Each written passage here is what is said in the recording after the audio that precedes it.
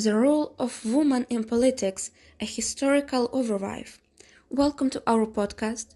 Today we will discuss the history of women's political status and how it has shaped the present. For millennia, women's social roles have changed, and not always for the better. For many centuries, women were excluded from political life in their countries. For example, New Zealand was the first country to grant women the right to vote in 193, while women in the United States gained the right to vote only in 192. This fact shows that it has only been about 130 years since women started to fully participate in politics. Why did this happen so late, and how did history influence this? Let's explore.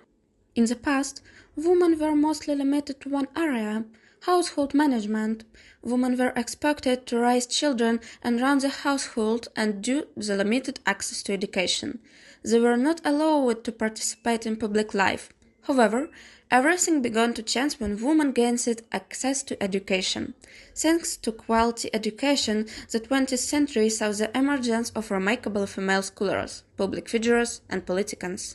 The first woman to serve in Congress was Janet Rankin from 1917 to 1919, and from 1941 to 1943.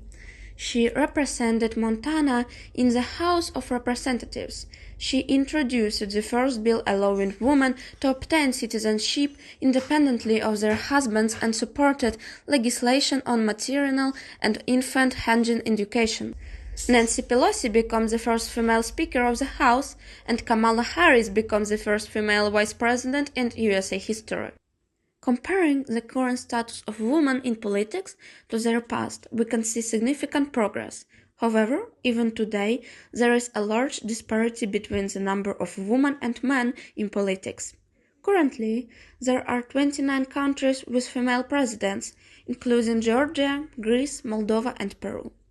According to UN statistics, only 15 countries have cabinets where women hold 50% or more of the ministerial position.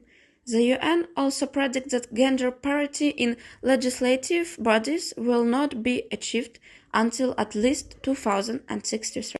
Although there are still fewer women in politics, their influence and leadership improve the quality of governance. For example, in India, it was found that drinking water project led by women had a 62% higher success rate than those led by men. So, today we'll learn a bit about the history of women in politics and their current status in political life. We hope today's podcast was interesting and enjoyable. Thank you for the listening, and see you next time.